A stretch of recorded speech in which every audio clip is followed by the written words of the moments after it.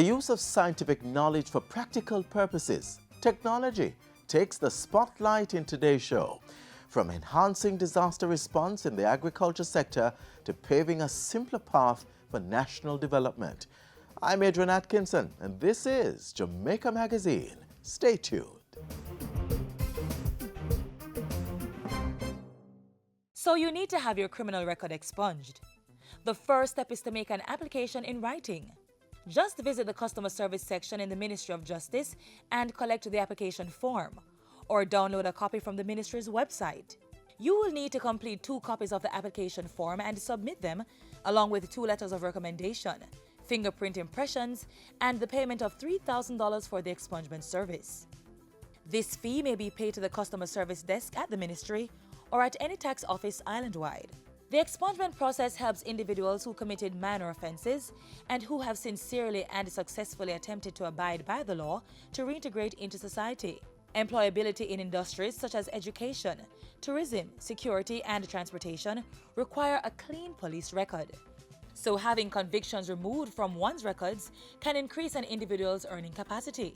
The process is also beneficial for persons interested in migrating or working overseas. So start the process today. Visit the Ministry of Justice to have your record expunged.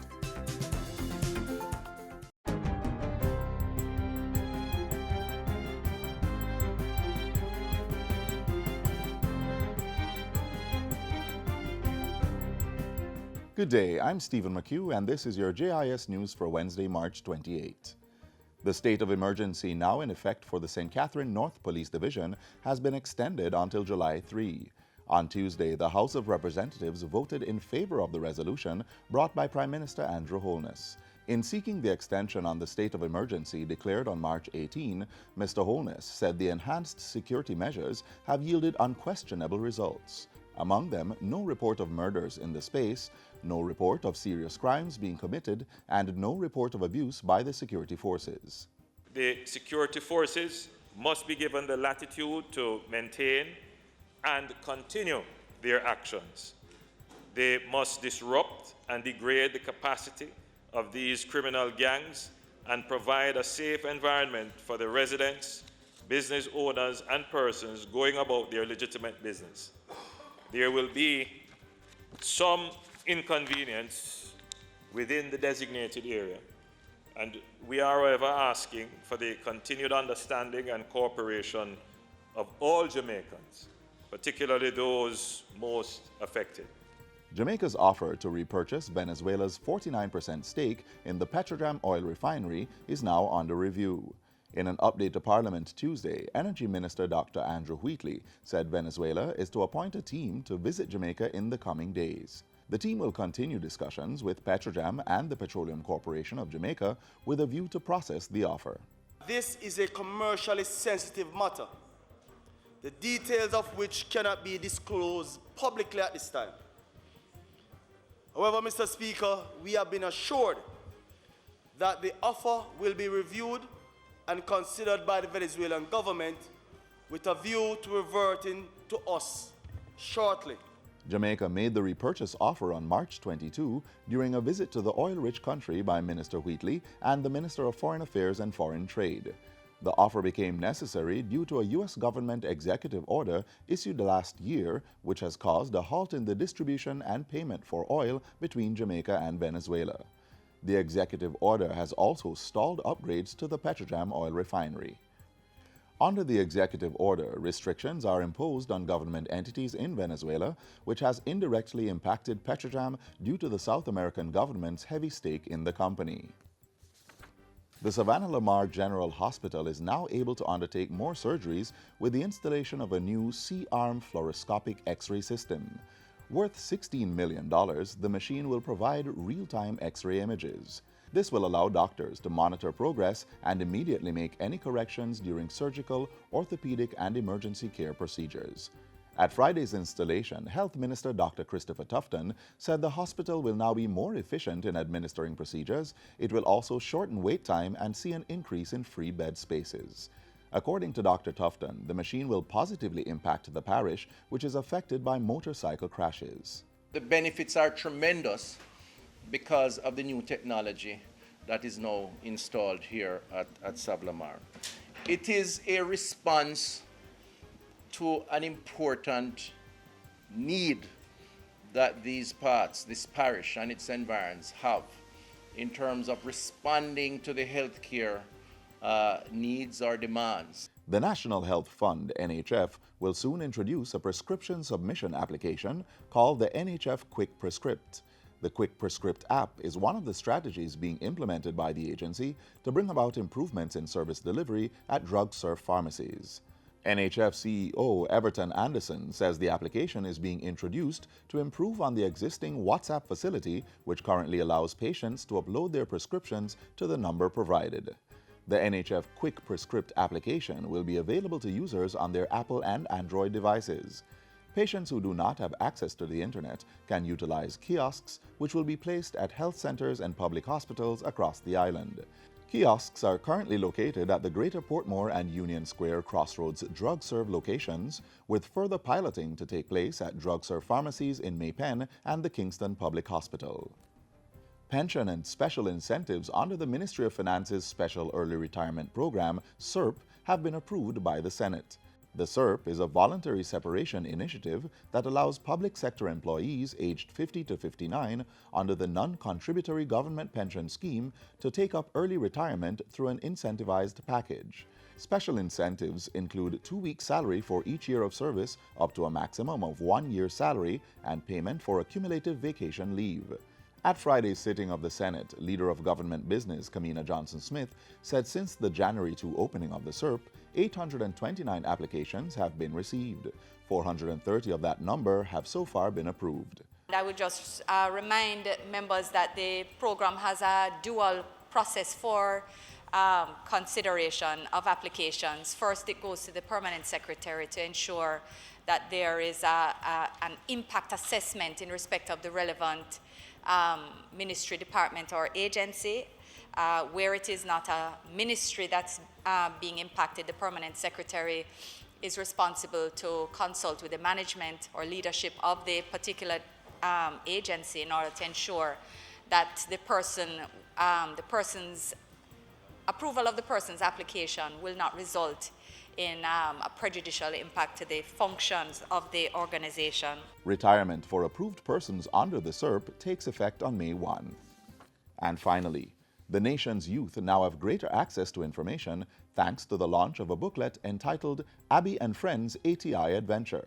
Created by the Access to Information Unit, the booklet informs young people, especially high school students, about the Access to Information Act through storytelling. At Monday's launch, Minister of State in the Ministry of Education, Floyd Green, said the booklet will allow more young people to use the Access to Information Act to better their communities. Minister Green also encouraged the Access to Information Unit to partner with the Heart Trust NTA in creating an animated format of the book. We have a youth digital animation project at the Heart Trust NTA with some excellent young animators. Why not let us bring Abby to life? So yes, they can read the book, but imagine if we can also pop in a video that we can play. And that's it for JIS News Today. I'm Stephen McHugh. Thanks for watching.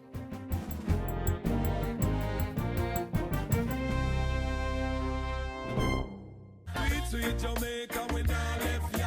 Tough yam and banana, we not left ya. Finger-licking jerk chicken, Helsha fish and bami, we run down yam and banana, roast bread fruit, sweet potato pudding. Jamaica food sweet. So let's make a pledge to use more local produce and less foreign goods. Let's grow what we eat and eat what we grow. Sweet Jamaica, we not left ya. By now, I'm sure you have seen at least one of those small mechanical devices flying around without a pilot aboard. They are unmanned aerial vehicles, UAVs, also known as drones.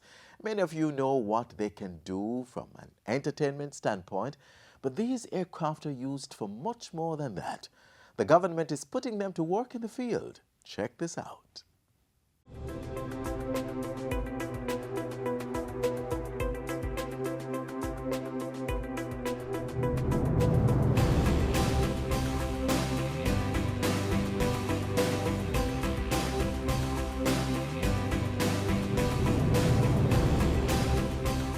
The The Ministry of Industry, Commerce, Agriculture and Fisheries is looking to employ the use of drone technology in the agriculture sector to provide useful data to drive production and productivity.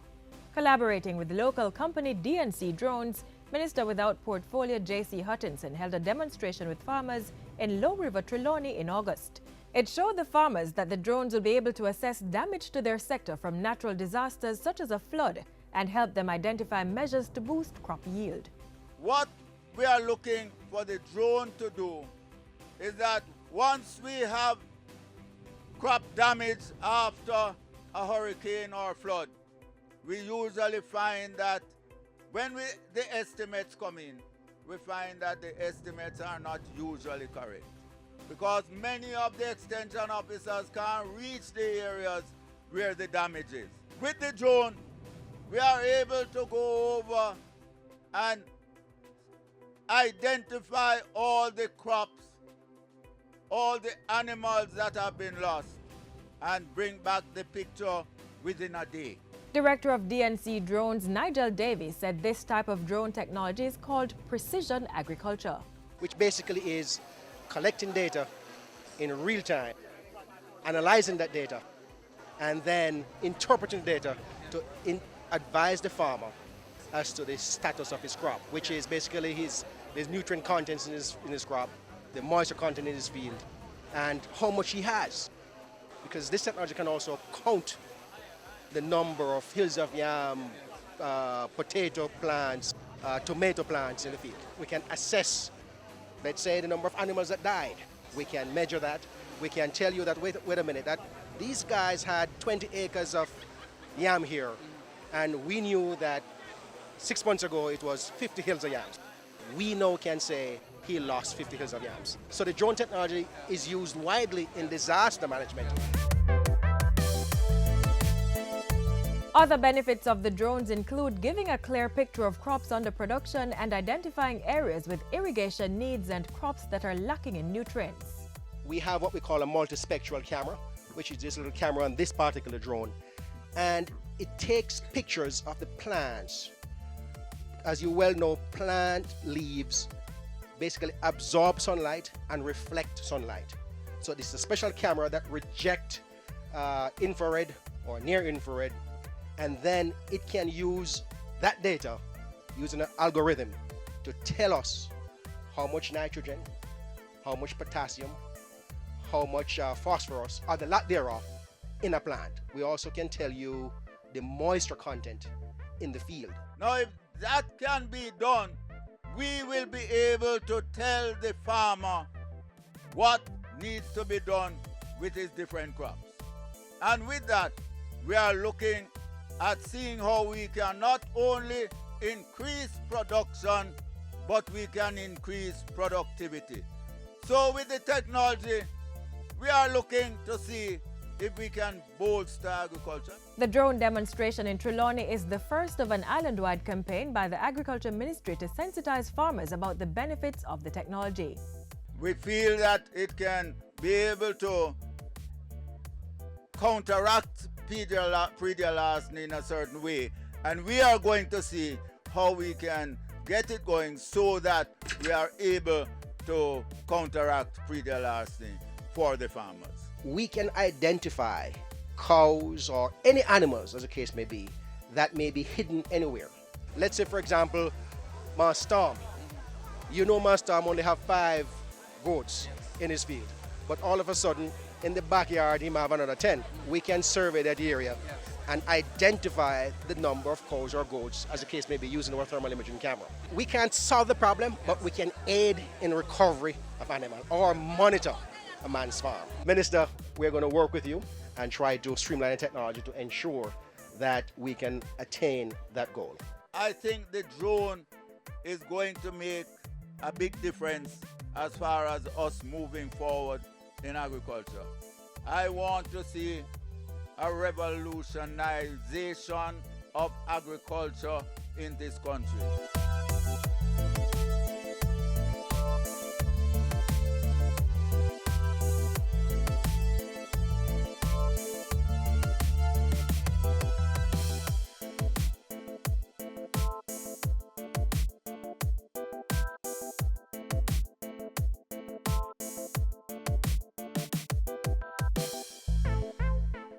What is the National Identification System?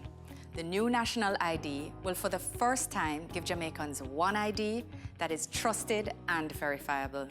This means easier access to government services like PATH and NIS. It will be easier to do business with the government and the private sector. Eventually, there'll be no need to walk with more than one ID. Support the new National ID. Get the facts at nidsfacts.com or on Facebook, Twitter, and Instagram at nidsfacts. Back in the days when I was a boy and I got lost, the best option was to ask someone for direction. Now, getting and staying on track is as simple as putting an address in your phone. Thanks to Geospatial Information System, or GIS, this innovation can do much more than just give directions. What else can it be used for? Just watch this next feature. It's all around us. It influences how we work, learn, live, play, and plan for the future.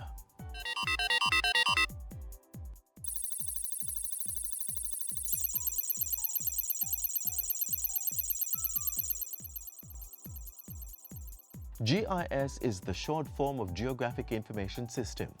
It's a computer-based system built to capture, store, manipulate, analyze, manage, and display all kinds of spatial or geographical data. In geography class in high school, persons were taught that in geography, we're able to locate where features are using coordinates. That's the basis of GIS. Knowing where these features are on the Earth's surface and being able to represent that within a computer-based environment where that is seen visually. So it's a support tool that we use to provide additional extension to any business process. And with this GIS technology, the government has been mapping Jamaica's course on the Information Highway. Leading that charge is the Land Information Council of Jamaica, LICJ, a mandate held since 1992. Jamaica is considered the leading country within the English-speaking Caribbean with regards to GIS. We're able to provide direction, policy development. In addition to coordinating the implementation of a National Land Information Policy Strategy, the LICJ has also been instrumental in developing a national GIS network. And with the foundation set, the Council is now focused on establishing and implementing a National Spatial Data Infrastructure, NSDI. Through that infrastructure, government will be able to capture, manage, maintain, integrate, discover, and distribute spatial data at all levels of society. The LICJ's mandate is executed through its secretariat, the National Spatial Data Management Division, NSDMD.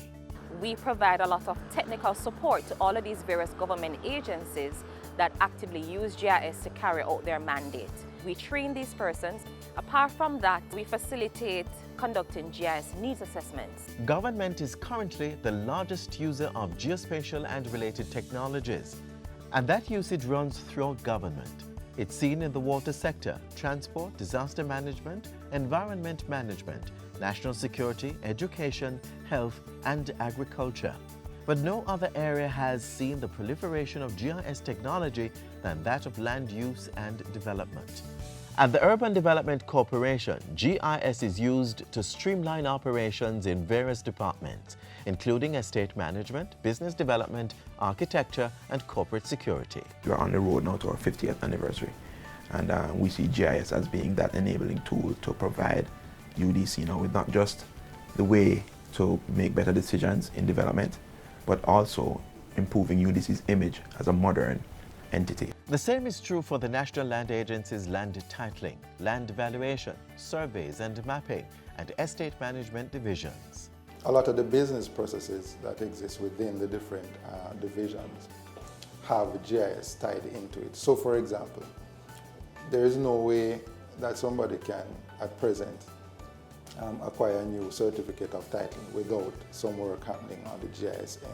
The National Works Agency also uses GIS in project planning, land acquisition, and location analysis.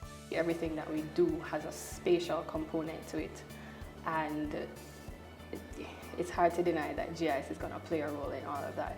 Cost savings, greater efficiency, faster decision making, improved communication and better record keeping are all derived from the use of GIS. And the private sector also has been getting in on the technology. Increasing GIS nationwide is also a focus for the LICJ and the NSDMD. To facilitate this, the government has signed an enterprise license agreement with the Environmental Research Institute. That agreement has been a game changer. It has allowed us to be more efficient, in terms of accessing the data and using it to provide more information and to engage also with the public as well.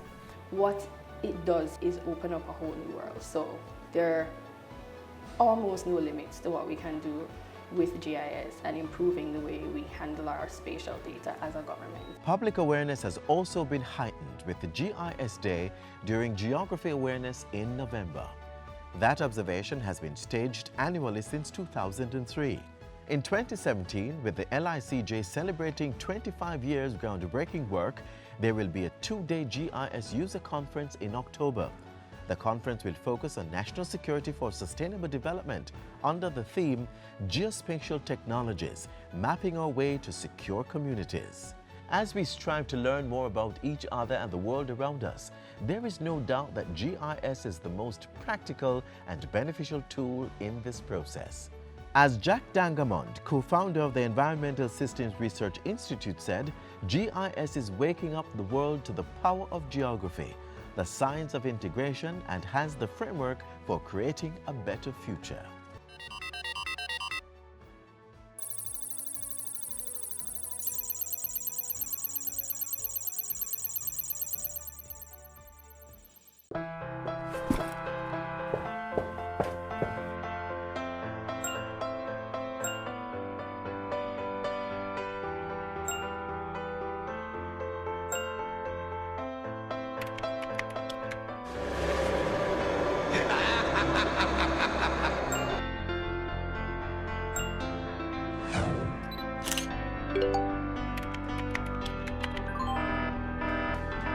Did you know that in a recent survey done by the OCA in schools across Jamaica, 43% of the students received inappropriate messages from strangers? The OCA wants you to be smart online. Never speak to persons you don't know. Parents, encourage your children to be social but be smart. This message was brought to you by the Office of the Children's Advocate with support from UNICEF. Yes, as you have just seen from that video, there are dangers lurking online, but you can protect yourself. Right now, tips for keeping safe as you explore the World Wide Web.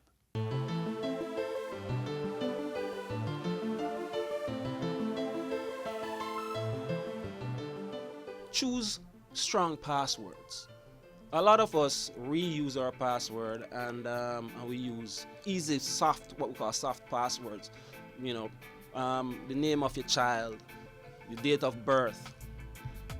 We encourage consumers to choose passwords that are complex, include characters, numbers, and symbols in your password, and no less than 8 characters. The other precaution is to control access to your machine. That includes don't leave your device open on the table. So your smartphone or your computer, lock the screen. Very important because somebody can easily access your data that way. The other precaution is to protect your sensitive data. So identity theft is real. And it's pretty easy for an actor with criminal intent to get your private, to create an identity of you.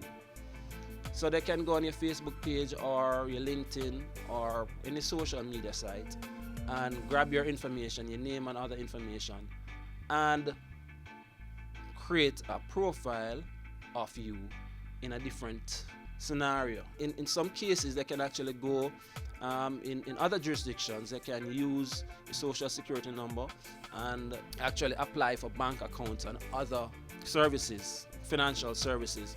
So identity theft is real and it affects us all. So the advice is to try and limit the amount of information you put out there in social media.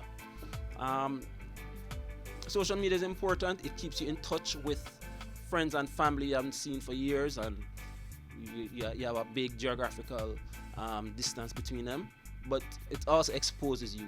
So keep your private information offline.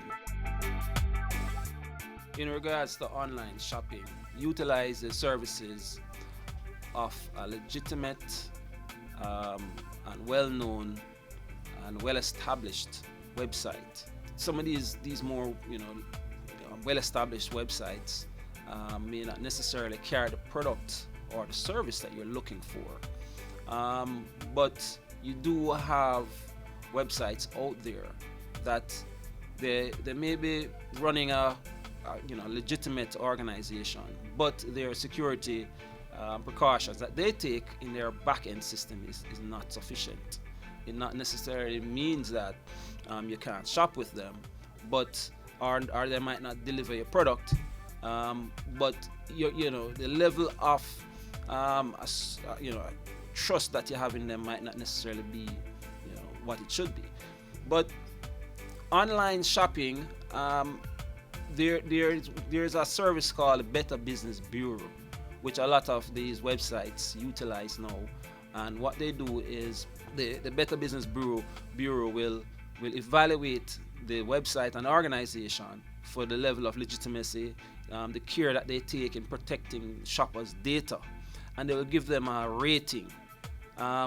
Their rating system is also based on the number of complaints that consumers logged with the Better Business Bureau. So so websites that are highly rated by the Better Business Bureau will have a tag on them, BBB. You may have seen that before. So that's a good way of evaluating a particular website if you choose to shop with them. Protect your credit card information, especially online. Don't just plug it in any website. And remember to log out of websites after you finish using them. In the past, we would simply, go into a bank and we would sign mountains of documents to purchase a house or even a car.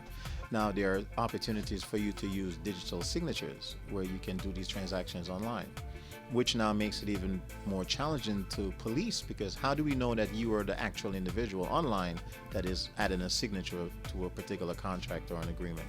So it is very important for consumers to understand and to have a better education on protecting ourselves in these regards.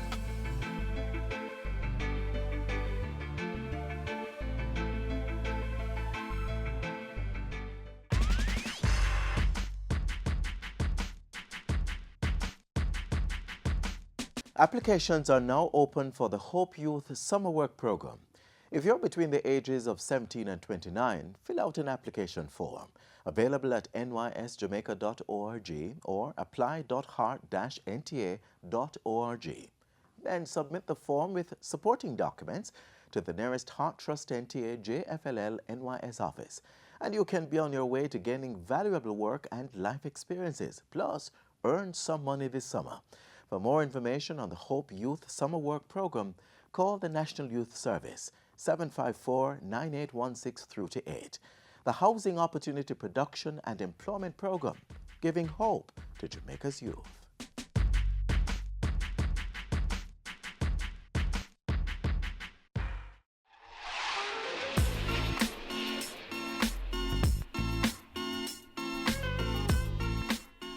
That's all we have for you today, but another informative show will be ready for you tomorrow on this station, same time. Thanks to the internet, you can watch this and any other edition of Jamaica Magazine. Just visit our website or YouTube channel. We would love feedback, so send us an email or drop us a line on our social media pages. I am Adrian Atkinson. Thanks for watching.